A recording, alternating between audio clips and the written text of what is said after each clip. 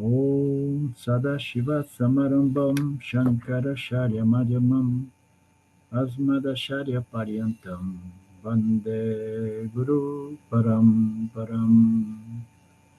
Ishvaro Guratmeti Murtibeda Vibhagine Yomabda Vyapta Dehaya Dakshinamurtaye Namaha Savavedanta Sedanta Gocharam Tamagocharam Govindam Paramanandam Satiguru Pranatoshmaham Om Shanti Shanti Shanti Om Namaste. Okay, so mantra uh, chapter 2, mantra 2, the disciple said, I think I know Brahman. I do not think I know it well and clear, nor I nor do I think I do not know it. He among us who knows the meaning of neither do I know, uh, do I not know, nor do I know, is the one who knows Brahman. So it's very interesting because I think we all heard about this paradox concept, and I was not aware that it was coming from Vedanta. The one who knows never says I know. The one who says I do not know, no Brahman. We hear that all over the place, in general, believing that nobody knows Brahman, and if you know, you say you do not know, meaning to say like so the people who really know Brahman do not teach or talk about Brahman, but they stay silent. That is the connotation behind this concept. That somehow it floats here and there in the New Advaita or in the direct passage. Just stay quiet, silent, do not say anything, because if people say I know, they do not know. But here we are seeing it from a different angle, an Upanishadic angle, which says silence is not the way to go about, but the way here, now, the true knowledge is to know Brahman, not objectively as something that you can say it is this or that, but it is to know Brahman as the subject consciousness principle. So can we truly know, say, I know Brahman?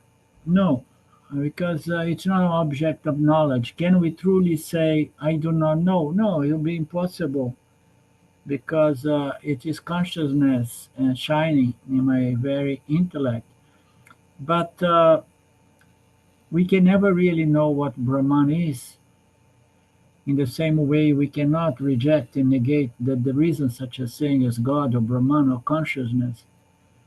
But we can just understand that everything is God, everything is Brahman, everything is consciousness, but we do not know exactly what it is. So, in other words, you know Brahman as the true nature of Ishvara Jiva Jagat. You know Brahman as conscious existence, one without a second, the only reality. But we don't know very well. I mean, the moment that we want to talk much about what is Brahman, that's why at the end, the only thing that the Upanishad gives us is, I am that Brahman. I don't know what it is, but I know I am it.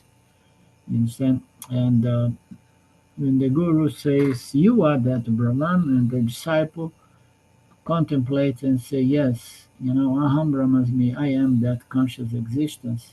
That is my true nature, but we'll never know what it is, because it's beyond knowledge and ignorance. It's beyond knowingness or unknowingness, and knowable and neither knowable not unknowable, because it is the true nature of the subject, and therefore it will never be available objectively as an object to be known. It's beyond knowing.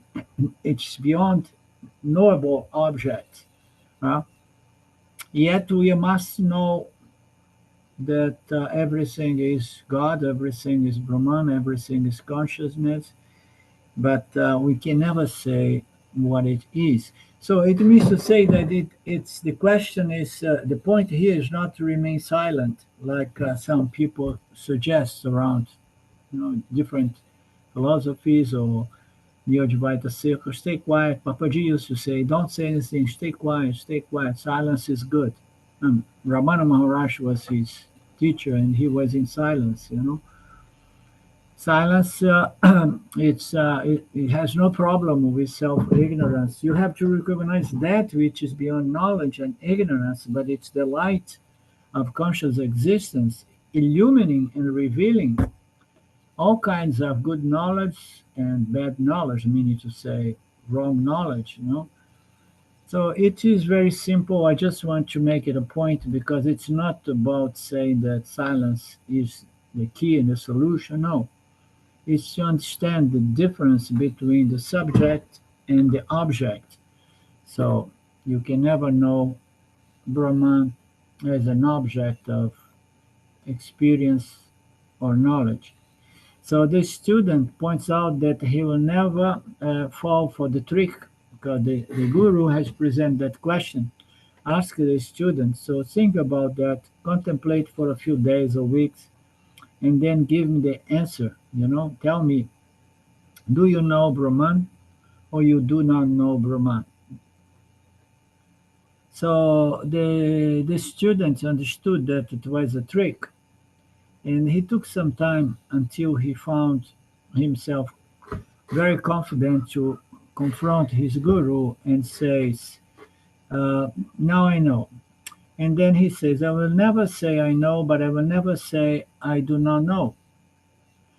Saying I know Brahman, it is a trap because once I say I know Brahman, but Brahman was reduced to a category of object of knowledge, and Brahman is the true nature of the subject trying to know Brahman. So how the subject principle, which is that which allows the intellect to know things of nature world, how can that subject principle appears within the field of objectification? It's impossible. It belongs to Satya, the subject. Meteor world belongs to what? Objects, you know. So they never really appear. Consciousness never appear objectively, although it is there as the substratum, as the adstanum. It's there, but it's not there. It's there, but it's attributeless. Once it's there as the base, as the support, but it has no attribute, it is there, but it's not there. You understand? Everything depends on it, but yet it can never be seen and known objectively because it has no attributes, no qualities, no properties. So the student was very confident and he gave the good answer.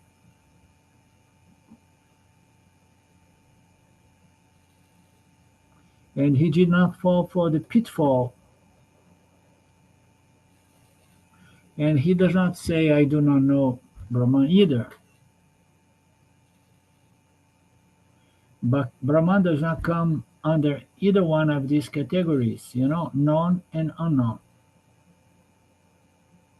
It does not come under I know and I do not know. Knowledge and ignorance. Brahman is the conscious existence revealing knowledge and ignorance, and even knowledge and ignorance in respect to the attributes of Brahman. Because once we want to know Brahman or consciousness, we are looking for attributes. I mean, it is help. We are helpless about that until we understand.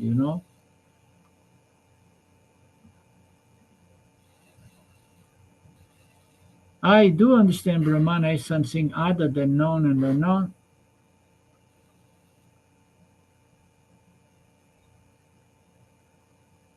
That means what? I understand Brahman as the subject principle, the knower, the true nature of the knower. That is Brahman. That means I understand Brahman as myself.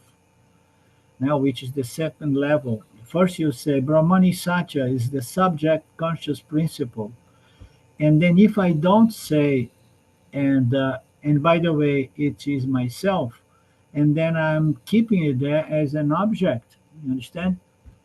If you say Brahman is the subject principle, uh, and and if I don't claim that it's my very nature, and then I'm leaving it there as supposed uh, object to be known.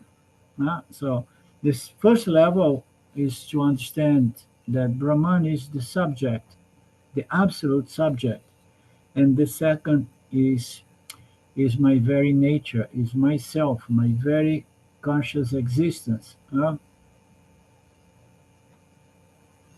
Therefore, you only can know Brahman by claim I am Brahman. Claiming is everything. I am Brahman. And then what is this Brahman? I don't know.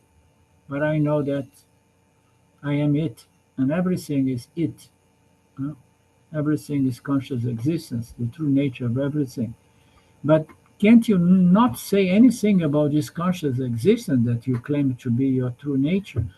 I mean, the only hint we have is that it is conscious existence of non-dual nature, one without a second, the only reality. The only thing we have to talk about Brahman is Satchitananda, conscious existence, one without a second, non-dual conscious existence.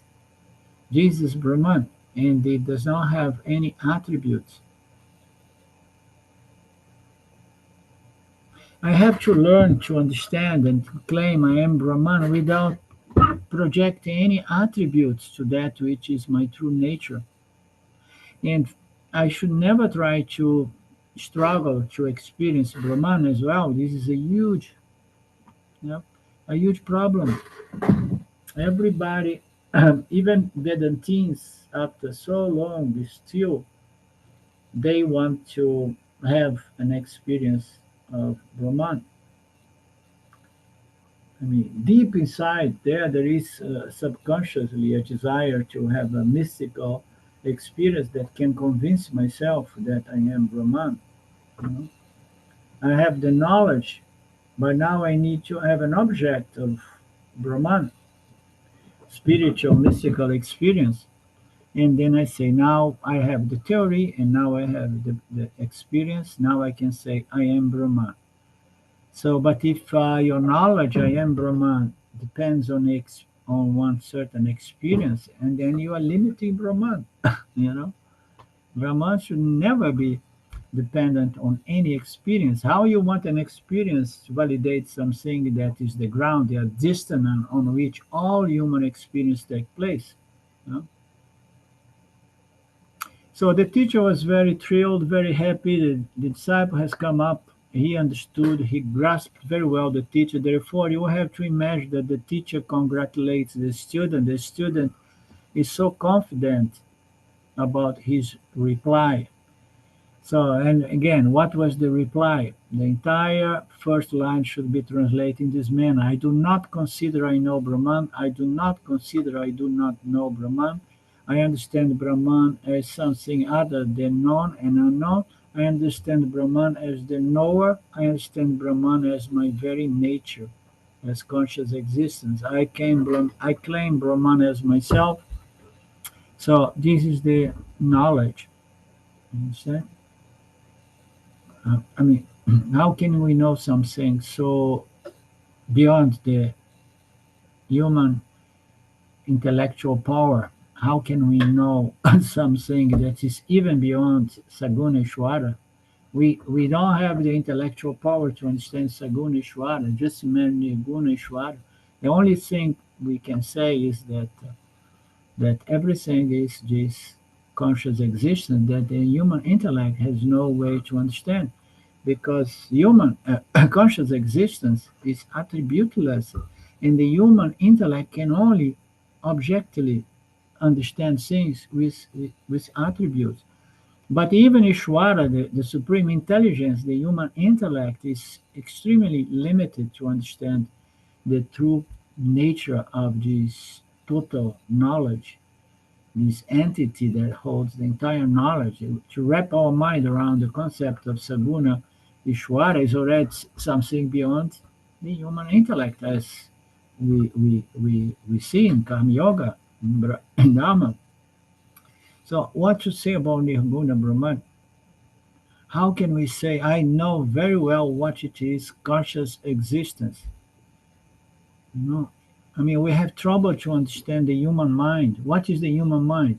Thoughts project upon consciousness. Even a human mind, which is an incredible phenomenon, psychologically speaking, mentally speaking, emotionally speaking, we have a hard time to try to understand. It's very complex. Only Shwara uh, has the knowledge on how to make a subtle body and produce thoughts and identifications with thoughts in such a subtle body.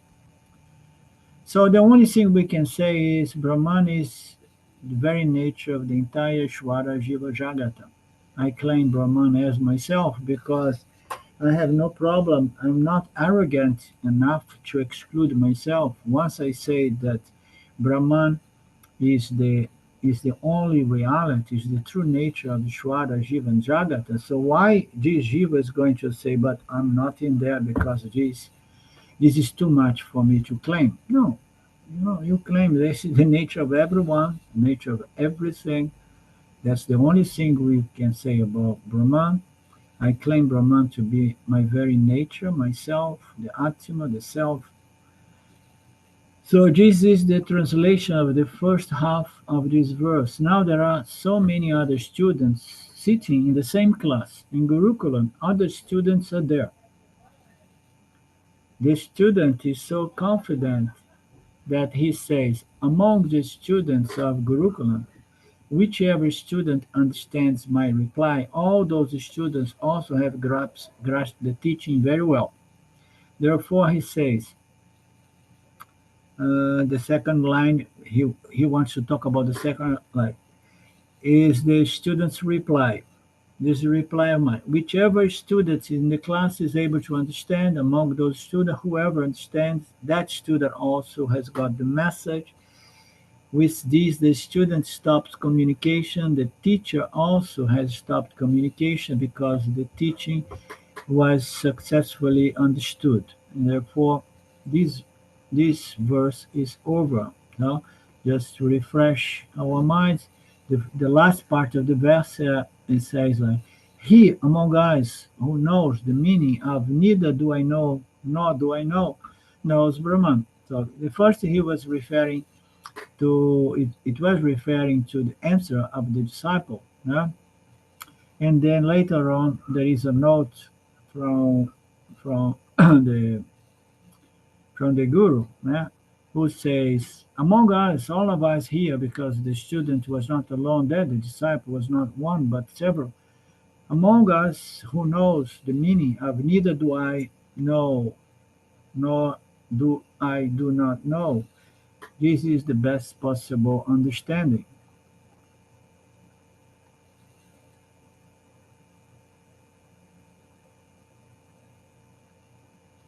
Therefore, you have to imagine that teacher and the student, they walk away. You have to imagine the teacher and the student walk away. There is nothing to be communicated at all anymore. The Kenopanishad would be over now. The Upanishad itself is very happy with that dialogue. So, in the following mantras, the Upanishad summarizes the teaching given through the dialogue Guru Uvaka over. Sisya Vaka over. I don't know what it means. Hereafter, Upanishad will sum up the teaching in the following mantras. It becomes only more and more profound and beautiful, the verses here, as we move on. So, on the third verse, the teacher says, "He by whom Brahman is not known knows it. He by whom Brahman is known knows it not. It's not known by those who know it. It's known. by those who do not know it. No? So it's the same paradox. Yeah, I have elaborated a little bit about that. It's not to say that we should go in Nirvikalpa Samadhi and never say any word in regards to God or reality or Brahman, but we should just understand the limitations of a human intellect in knowing something which is free of attributes and the only reality, not one without a second. But we know that we are it. He by whom it's known knows it not. It's not known by those who know it. It's not known by those who do not know. So what is Brahman then? These are all words, and through these words, the Upanishad brings out the uniqueness of Brahmayana, self-knowledge. So what is the uniqueness of self-knowledge? Huh? By using the language of paradox. Because Brahmayana is the knowledge in which a person knows Brahman. Yes, it is. It's a knowledge by which the person is revealed the true nature of Brahman without knowing Brahman. So again, beautiful paradox. Brahmayana, or the teachings of the Upanishads, is a body of knowledge in which a person gets to know Brahman without knowing Brahman. So it seems to be a contradiction, but it's not a contradiction. You can only know Brahman by understanding that you are Brahman, but you never know Brahman objectively. You see? You never understand what Brahman is because Brahman has no attributes. We can define Brahman as this or that. But no, I know that I am Brahman and everything is Brahman. This knowledge has helped me big time. Yeah? I'm at peace with this human appearance here, existence, because I know now that there is only one reality, and the reality is the true nature of everything, and that gives me great peace, no? And satisfaction. So I'm proper. My mind is properly resolved because I know I am Brahman. But don't ask me what Brahman is. Okay? I can all say you are that Brahman. What it is, it's conscious existence of non-dual nature.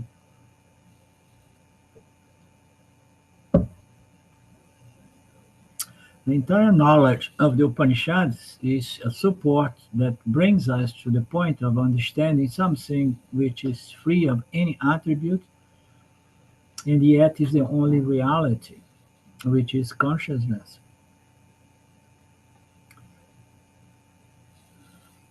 See if it it is correct. Brahmanyana is a unique yana in which a person knows Brahman without knowing Brahman. Do you understand? Yes, of course. Why is that so? Should I explain? No, Swamiji, we understood already. Move on. Let me explain because I'm the great Swamiji and I like to explain in detail. I know Brahman without knowing Brahman because if I know Brahman, Brahman will become a what? An object defined by attributes.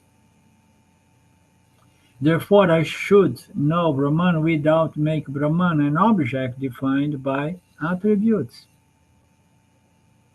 The intellect can only know things if things have attributes.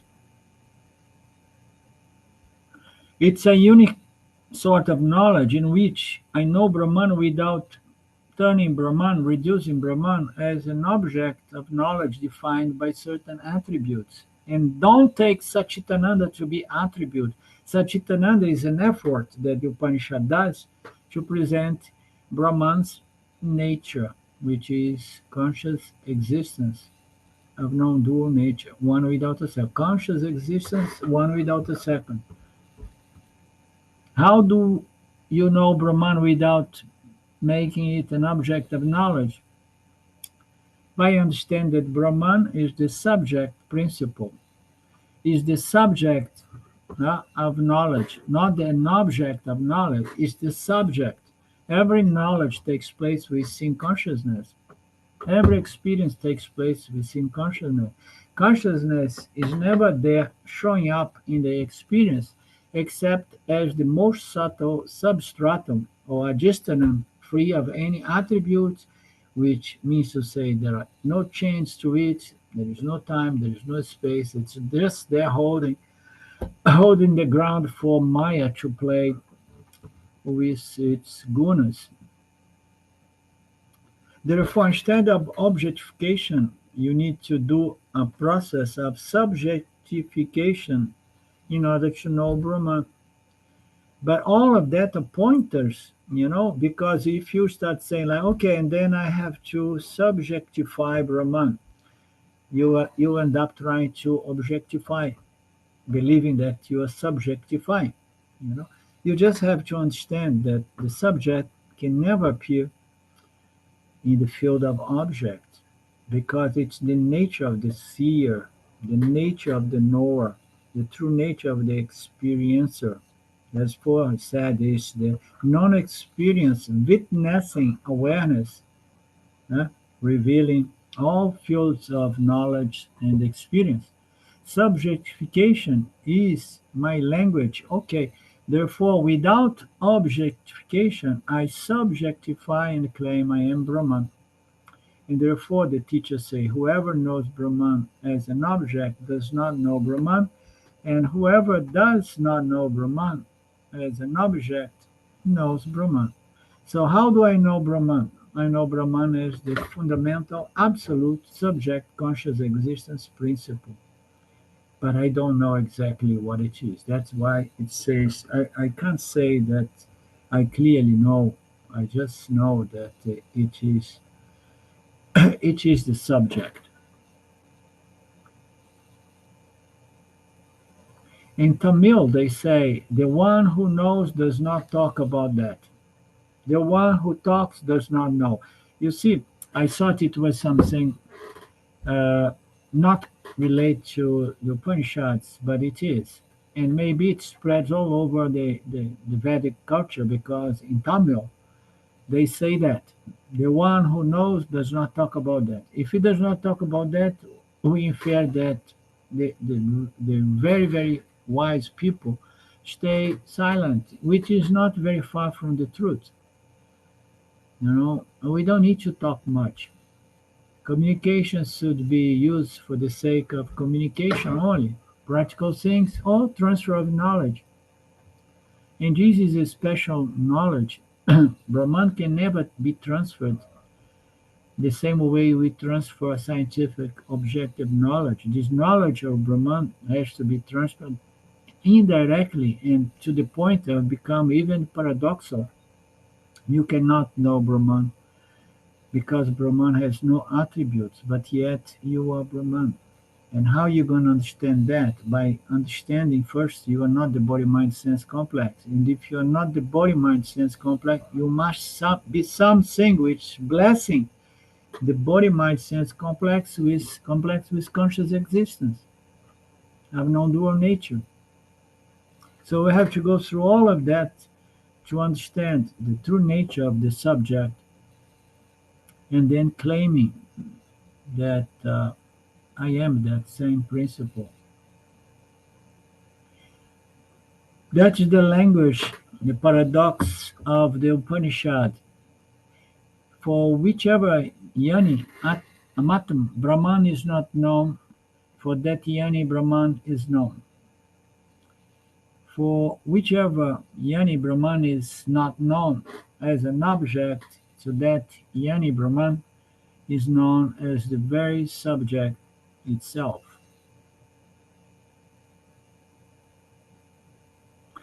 Anyanis are those who knows Brahman as an object, meaning to say they have parokshayana, indirect knowledge. Okay, they don't have direct knowledge of Brahman, because the only knowledge of Brahman to be said to be direct is I am Brahman.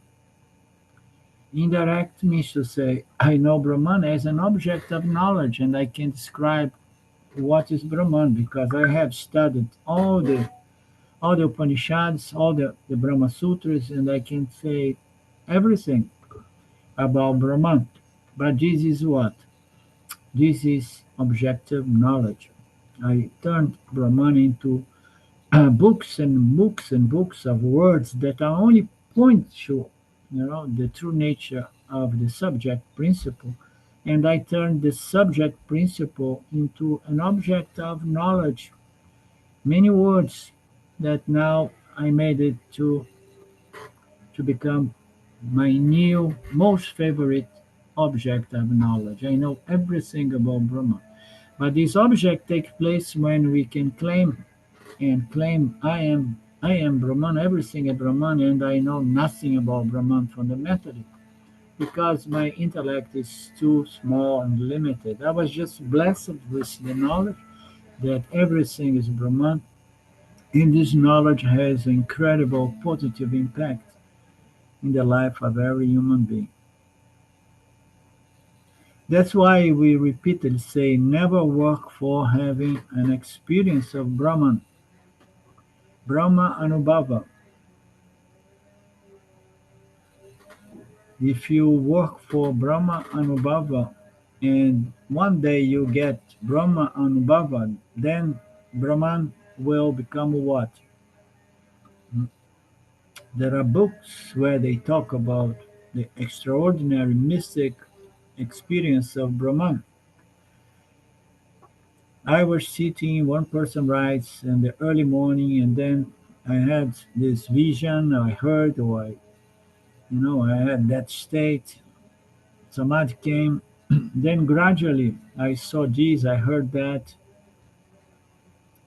It came in front of me, and then I went round around my guru's photos. I thanks my guru because my guru has revealed me Brahman as an object of experience, and it totally engulfed me and so on. So, but in a few seconds, my Brahman Anubhava was over. This misconception, misunderstanding is so profoundly, profoundly hardwired in the mind of most Vedantins that sometimes it seems to be impossible to uproot this tendency, idea that I need to have an experience in order to be convinced that I am Brahman. I was reading this text today, and it was flashing uh, some of those moments. I am still being deluded by Maya after years around Papaji and studying the words of Nisargadatta and Ramana. Is still I was still under the misconception that this is it moment was going to happen, and then I will get the knowledge. Papaji used to say, "This is it. This is it." It was pointing to a certain experience, certain state that was representing reality, Brahman, the self. And none of this is what the self is. And how to break with this tendency to try to objectify Brahman as a mystical experience, while everybody's talking Brahman in those terms except the Upanishads. Babaji was doing that. A self-realized yogi who got knowledge direct from Ramana Maharaj.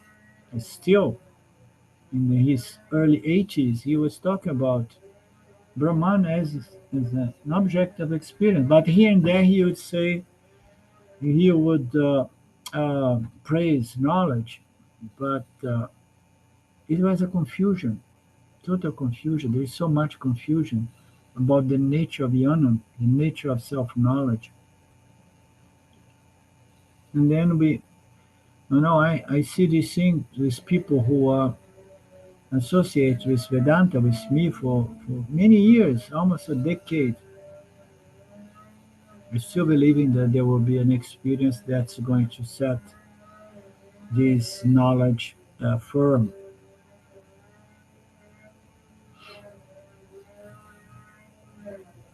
How can a mystic experience ever be claimed to be Brahman? The Upanishad clearly says it's not an object of experience, but our condition is such, our vasana for experience as a means to get knowledge.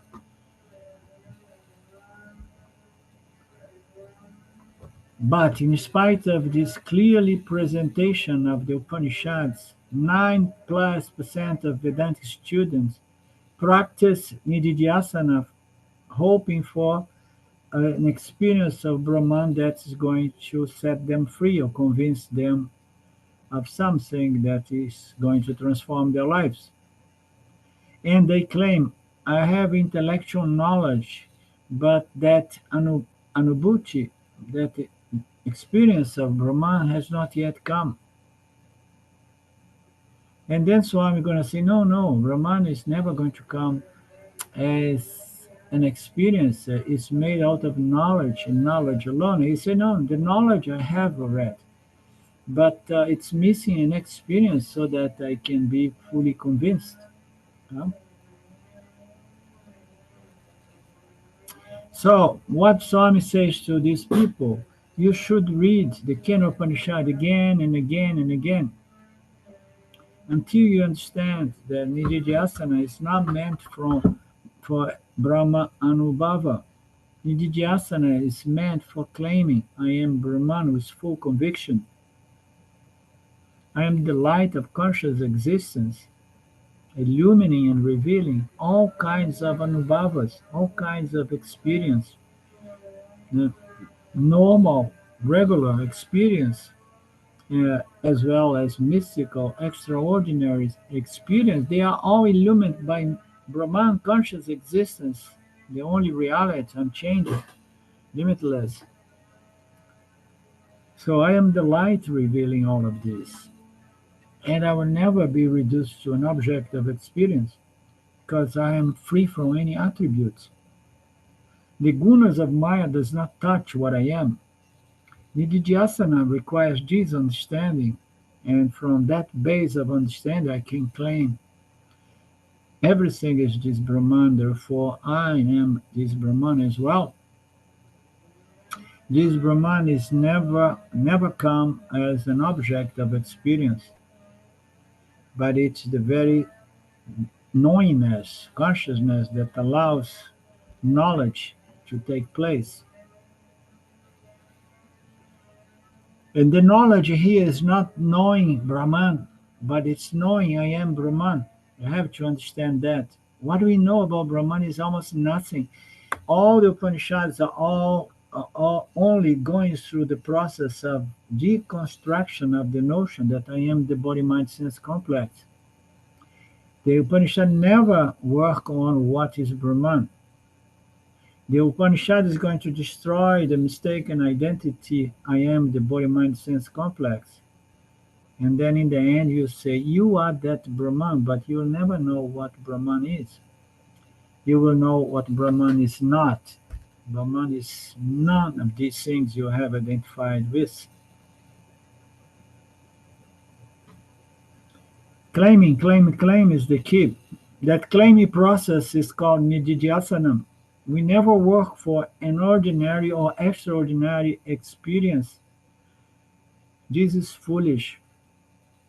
Even if mystic experience come, they have nothing to do with Brahman or Brahmayana. The scriptures, they talk about extraordinary mystical experience. But what we point out is those experiences do exist, but they have nothing to do with self-knowledge or Atmayanam or Brahmayanam. They had zero. You want to experience, you are fed up with this mithya ordinary experience, you want to have extraordinary experience, mystical experience, spiritual experience, go for it. But know that none of those experiences are going to free you from the need for more experience.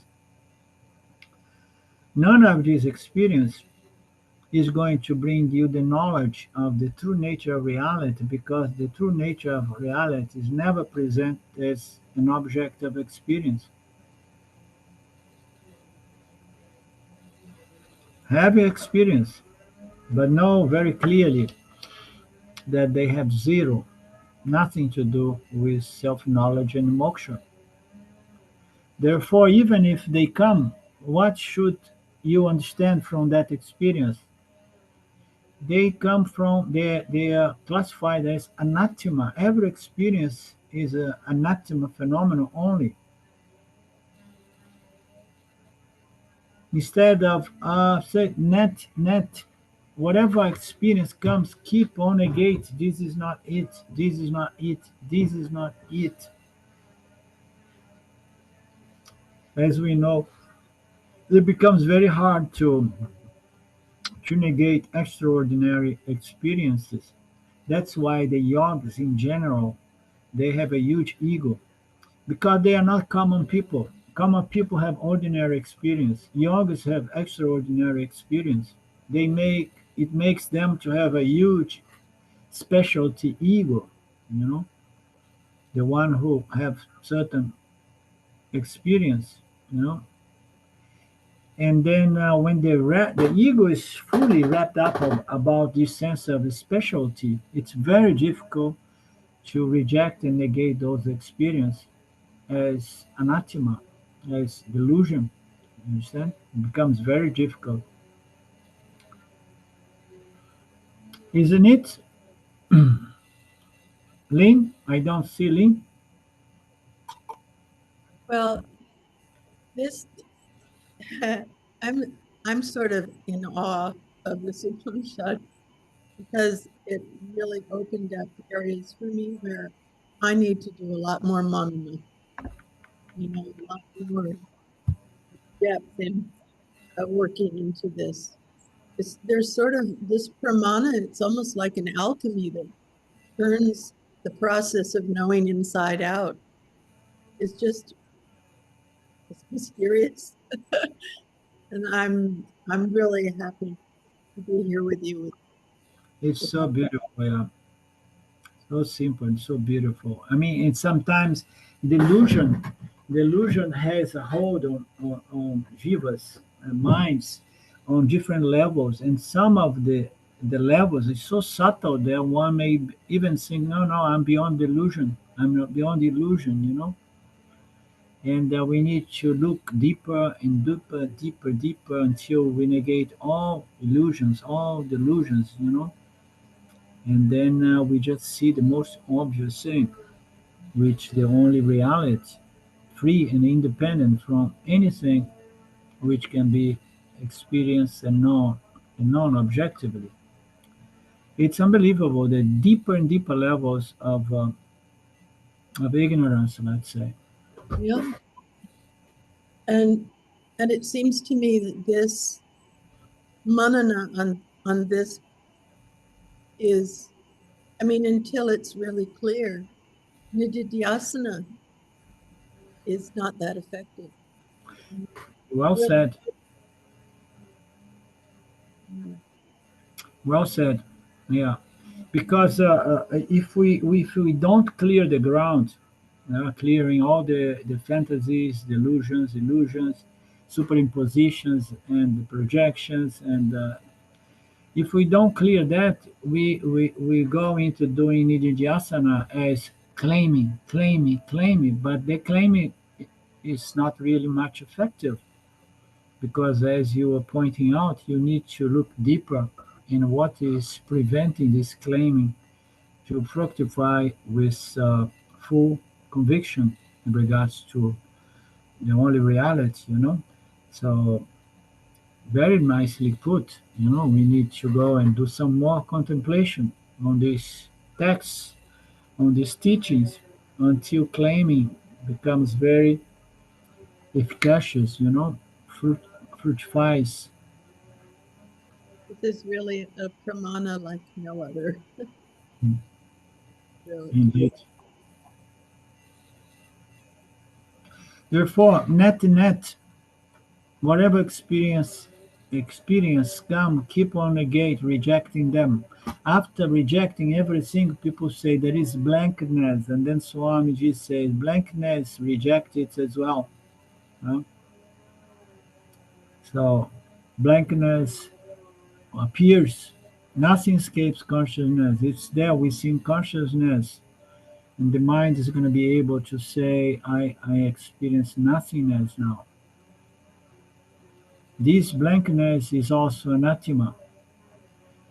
It's also known due to this awareness, the subject conscious principle. Nothing exists without outside the scope of this subject conscious principle. Is the illuminator of all objects of experience, objects of knowledge, and it illumines even the blankness of the mind, as we know. It illumines our deep sleep state as well.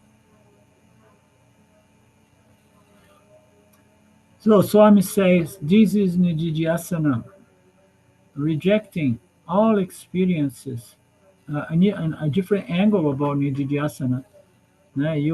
You are doing Nididhyasana because you want to claim and own your true nature as consciousness.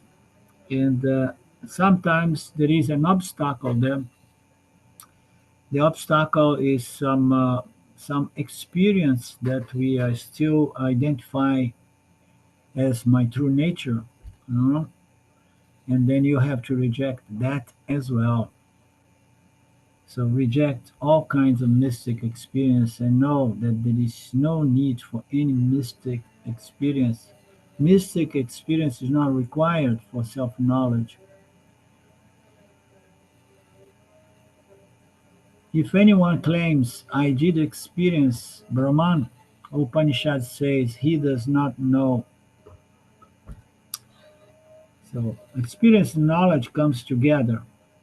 Okay. So if you say I know Brahman, it means I have experienced Brahman and I can talk about Brahman objectively.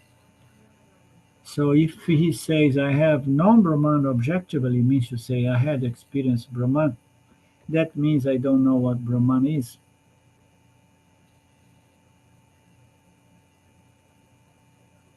In Vedanta, MA is Maha, who says, Upanishad says, because for the knowers of Brahman, Brahman is not known as an object. Evinyantam, for the ignorant people alone, Brahman becomes an object of knowledge and experience. Okay? Putting it very clearly, only the spiritually Anyani believes that they know Brahman uh, as an object of knowledge slash experience or experience slash knowledge. I mean, everything we know, we experience. You understand? You experience directly, perception, direct perception, or indirect through books and teachers who talks about scientific thing. But everything is based on perception, direct perception that brings about certain knowledge. The knowledge is going to be good or so or bad knowledge altogether. So Brahman becomes an object of experience slash knowledge when only for as long as we are under the spell of Maya. So only the ignorant is going to take Brahman to be an object of knowledge. The next verse is also very beautiful. It sums up of this teaching, a very, very profound mantra, which we'll see now because we still have a few minutes. But before we see this beautiful mantra, Swamiji wants to to revise his previous class, reminding us. And there is always some gems there, He's reminding us in the first chapter of this Upanishad, the student wants to know what was Brahman, what was God. It was defined as the divine principle, okay, or the Atman. That because of which alone our body, mind, sense is functioning. So what is that that makes this body, mind, sense alive and animate? Yeah? The body, mind, sense is already inert by nature. The student is highly qualified. He studied enough to understand that the body, mind is matter and matter is inert. So what is the divine principle? The teacher taught him that Brahma is this principle, and he gave several teachings and definitions. The main definition being Brahman is something different from everything that's known and everything that is unknown. This is the most profound pointer to that which is Brahman. Most profound. It is the central definition used in this Kenopanishad. Thereafter, he elaborated and concluded the teaching. In the second chapter, which we have entered, the teacher wants to know if the student has received the message and has understood. He decided to make a test, and before he presented the test, he gave a warning to the student. Don't rush to give me your answer. Take it home and contemplate. Take your time. Do you know Brahman or you do not know Brahman?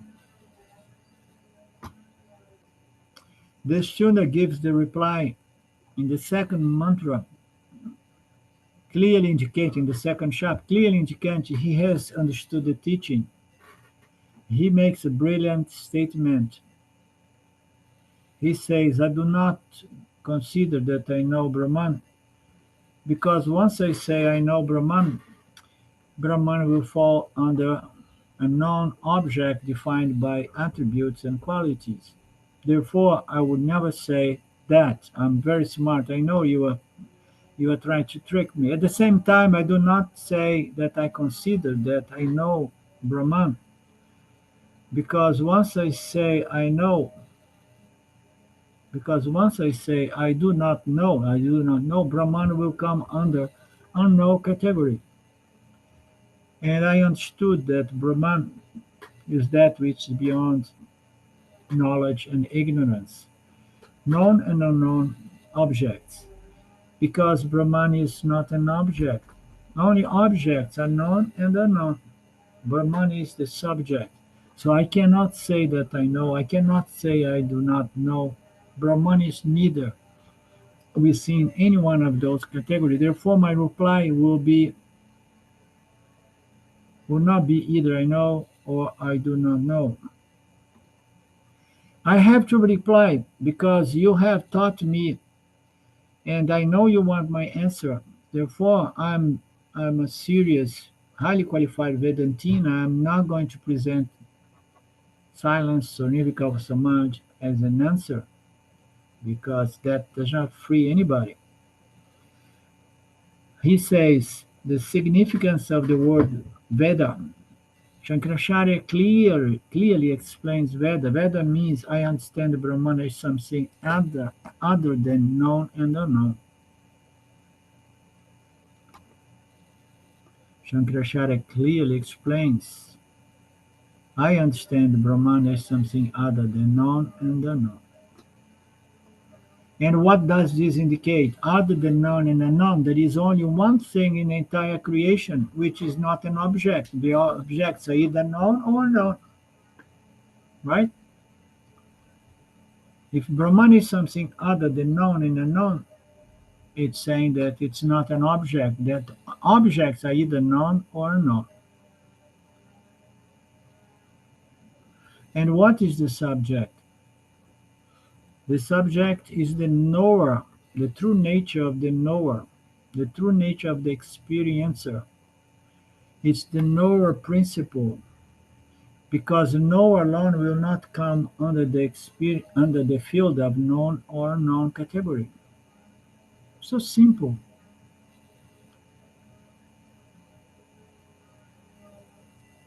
I'm the knower. Brahman is the knower. and I am the knower. I am Brahman. I don't understand what Brahman is, but I know that I am the knower. I am conscious existence. Therefore, I understand Brahman as the knower principle. And knower principle means I, myself, the only reality, consciousness. Consciousness, which is manifest as chit, this knowingness that allow us to know what we know, allows us to know what we do not know. Like I don't know anything about Chinese language. So I know that I don't know. I know what I know. I know that what I know is almost nothing. You know, I know what I do not know is huge because only Shwara knows all of these things. But I know that that which is beyond knowledge and ignorance, and that is my true nature and the nature of everything. It's myself. Therefore, it takes time, but I have to come to the point, as Lynn has said. Manana is going to prepare the ground for claiming Aham Brahmasmi. When I claim Aham Brahmasmi, the meaning of the word I should be clearly established. And none of these body mind sense complex attributes should be represented as the true I. So this I is not the mind, the sense organs, the pranas, none of the five koshas. This I is the consciousness, the unchanging, attributeless consciousness. All of these things defined by attributes are inert by nature, is matter. I am the spirit. Everything is but the spirit of Brahman. Therefore, the meaning of the word I is the consciousness component playing, nah, or playing, or shining, or reflecting on the in the individual souls incarnated with a subtle body. Of course, three bodies. This I is the consciousness component of the individual, and also the student remembers that consciousness is not part, product, or property of the body mind. It is an independent principle. That independent principle is consciousness, which is my true nature, which is God. The true God is consciousness, is Brahman. And the student is so confident about this reply that he says, among the students, whoever can appreciate my reply, all those students have also got. No, the student is the one who said what he said in the second part of that verse. I thought it was the guru that took the microphone to say, but no, it was the student. The student was so confident. He also says that all of you here with me, any and all of you who appreciate my reply, it means you also understood the teaching. He did not even need the validation from his guru, approval from his guru. This is the nature of self-knowledge. The person who has, this is something I want to share with you. The person who has self-knowledge does not require any approval or validation or confirmation by any guru. You don't need it. It's like I share this knowledge, which is self-knowledge, with you guys and a few people in Brazil. Does that make me a guru? I don't know. Depends on the people. Guru is that package, teaching teacher that helps to remove one's mistaken identity as the body mind. So this is the guru. So if some people say I am a guru, am I am I going to say no? No. I don't know if I'm a guru. I have to find some credentials from some. I'm gonna write to Swam Paramarthananda to see if I find credentials from him to be a guru. No, you don't need that. Yeah, I mean, you're just doing what you're doing without any need of any validation, credentials, approval. So much so that the student here was so properly established that he does not even wait. He did not allow the guru to say anything. He starts saying like you, every one of you, blah blah blah blah blah blah. Because it's a simple knowledge. Once you know, you have no doubt about that. He does satsanga, namaskara, and walks out of the satsang hall. I'm done. This is my answer. And then he tell the other student, you guys as well, if you understood, just do namaskara to the guru and walk away.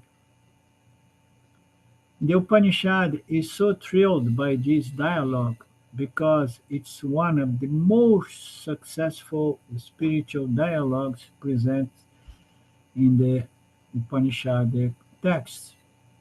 It rarely happens. The students generally say, the talk was wonderful, but I did not completely understand. Please see if I really understood. Can you correct myself? Can you validate my knowledge?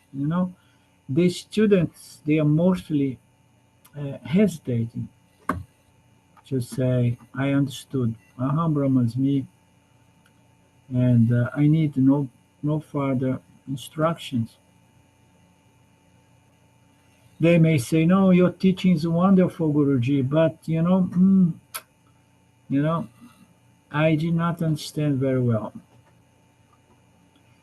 Some single other obstacle will be there. Very rarely somebody says, I have understood, and that's it. So the famous but, you know, I have understood, but uh, I have still some questions also.